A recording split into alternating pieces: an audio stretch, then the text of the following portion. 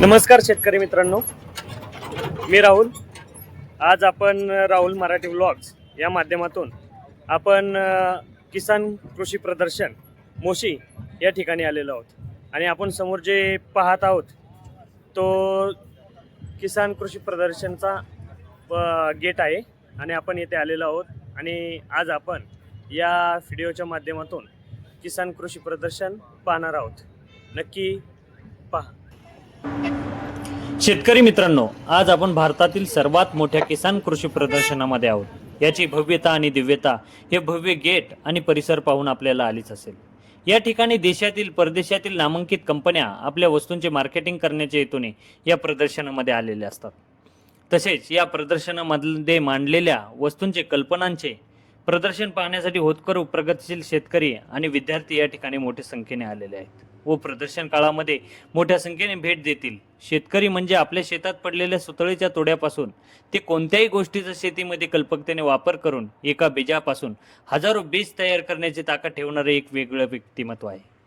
त्याची शेती त्याच्यासाठी प्रयोगशाळा आहे आणि याच प्रयोगशाळेमध्ये विविध कल्पनांचा वापर करण्यासाठी लागणारे आवश्यक ज्ञान व साधन सामुग्री याची ओळख करून देण्यासाठी हे किसान कृषी प्रदर्शन आहे.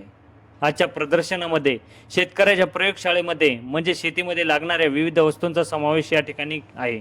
विविध खते, औषधे, विविध शेती पिकांचे वाण, विविध शेतीविषयक योजनांची माहिती, विविध तंत्र, यंत्र, अवजारे, आधुनिक तंत्रज्ञान, सोलर सिस्टम, ते शेतीमधील आधुनिक वॉचमन म्हणजे CCTV कॅमेरा, अशा एक ना अनेक वस्तूंचा या प्रदर्शनामध्ये समावेश आहे.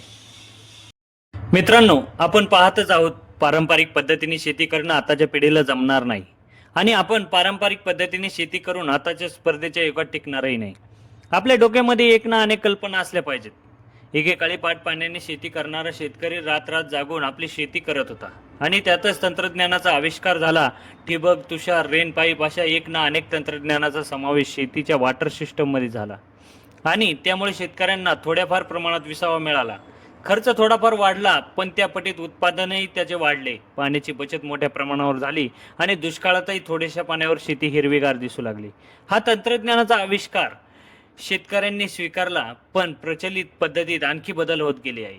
मोबाईल ऑटो सिस्टम आली, घरी बसून मोटर चालू बंद करता येऊ लागले.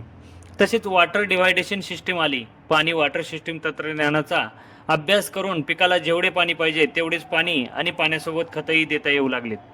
तसेच विविध सोलर तंत्रज्ञानाचा वापर करून वीज विरहित सोलर तंत्रज्ञान या वॉटर सिस्टीममध्ये आले व शेतकऱ्यांना दिवसा शेतीला पाणी देता येऊ लागले. असे नवनवीन आविष्कार आपल्याला एकाच ठिकाणी पाहायचे असेल तर प्रत्यक्षात शेतकऱ्यांनी असे शेतीविषयक प्रदर्शन नक्की पाहायला पाहिजे. शेतीला पूरक जोडधंदा शेतकऱ्यांनी केला पाहिजे. यामध्ये दुग्ध व्यवसाय, कुक्कुटपालन, मत्स्यपालन, ड्रोनच्या साहाय्याने औषध फवारणी अशा एक ना अनेक शेतीपूरक व्यवसायाच्या आयडिया आपल्याला या शेती प्रदर्शनामध्ये आल्यावर आपोआप डोक्यामध्ये क्लिक होतील आणि आपली कल्पनाशक्ती जागृत होऊन त्या पूरक व्यवसायासाठी आवश्यक असणारी साधन सामुग्री आपल्याला या प्रदर्शनामध्ये प्रत्यक्षात पाहता येईल.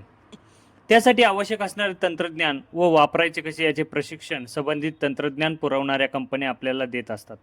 तसेच दुग्ध व्यवसाय, कुक्कुटपालन, मत्स्यपालन यासाठी आवश्यक असणारा आहार कसा असावा, कोणत्या कंपनीचा वापरावा याचे मार्गदर्शन करण्यासाठी या ठिकाणी अनेक कंपन्या उपलब्ध आहेत.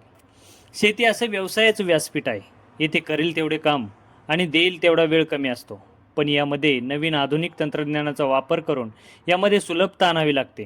पूर्वी शेती बैलाच्या साहाय्याने कसली जायची, त्यामध्ये किर्लोस्कर नांगरी वापरून शेती केली जायची. यामध्ये ही बदल होत गेला. बैलांची जागा ट्रॅक्टरने घेतली. किर्लोस्कर बरोबर आणखी नवीन कंपन्या या तंत्रज्ञानामध्ये सामील झाल्या आणि शेतकऱ्यांच्या प्रगतीसाठी सुलभ आणि वापरण्यास सोपी अवजारे त्यांनी तयार केली.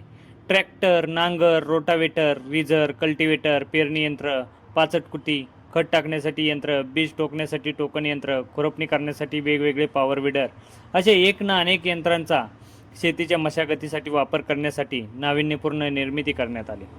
यामध्ये वेगवेगळ्या कंपन्या काम करू लागल्या. यासाठी अशा प्रदर्शनाच्या माध्यमातून शेतकऱ्यांनी अशी नवीन माहिती घेतली पाहिजे आणि आपल्या शेतामध्ये त्याचा वापर करून आपल्याला फायदेशीर अवजारे आपल्या शेतीच्या प्रयोगशाळेमध्ये तयार ठेवली पाहिजेत. कारण शेती करायची म्हणून करायची नाही, तर तिच्याकडे एक मोठा उद्योग समूह, एक आपल्या कुटुंबाचे व्यवसायाचे साधन म्हणून पाहिले पाहिजे. त्यामधून नुसता घरकुटुंब चालवण्यापुरता फायदा न पाहता आपले भविष्य उज्ज्वल होण्याच्या दृष्टीने पाहिले पाहिजे. कारण शेती करत असताना एक ना अनेक संकट शेतकऱ्यांच्या पाचवीला पुजलेली आहेत. आसमानी संकट, नैसर्गिक संकट, बाजारभाव यासारखी अनेक संकट आपल्या हातात नाही. ती अकस्मात येतात आणि नुकसान करून जातात. त्यामुळे शेती अभ्यास करून केली पाहिजे. वेगवेगळ्या शेतीविषयक उपक्रमांना शेतकऱ्यांनी हजेरी लावली पाहिजे. आपण करतो ते बरोबर असेल, परंतु दुसऱ्याने केलेले प्रयोगही आपण करून पाहिले पाहिजेत. तेव्हा शेती आपल्याला फायद्याची ठरेल. नाहीतर आपल्या कमतरतेचे दोष शेतीला देऊन आपण शेती करायचे सोडून देऊ आणि एक दिवस आपली शेती आपण विकून टाकून त्याच शेतीवर उभारलेल्या व्यवसायाच्या दारावर वॉचमन म्हणून काम करू. त्यामुळे शेतकऱ्यांनी आणि शेतकऱ्यांच्या पोरांनी शेती अभ्यास करून करा. शेती विकायची नाही तर आता शेती शिकायची वेळ आहे मित्रांनो. नमस्कार, मी भास्कर पाटील गायकवाड, राहणार मांजरम, तालुका नायगाव, जिल्हा नांदेड येथील शेतकरी असून मी गेले 10 वर्ष झालं माझी शेती करतो. शेती ही आता पारंपरिक पद्धतीकडून आधुनिक पद्धतीकडे नेण्यासाठी, समृद्ध शेतकरी होण्यासाठी, शेतकऱ्यांच्या विविध अडचणीला मात करण्यासाठी आता आपल्या या पुणे मोशी येथे भारतातील सर्वात मोठे किसान प्रदर्शन शेतकऱ्यांसाठी वरदान ठरत आहे. येथे विविध टेक्नॉलॉजी, विविध शेतीतील तंत्रज्ञान वापरायच्या खूप काही स्टॉलच्या माध्यमातून मार्गदर्शन करत आहेत आपल्याला शेतकऱ्यांना.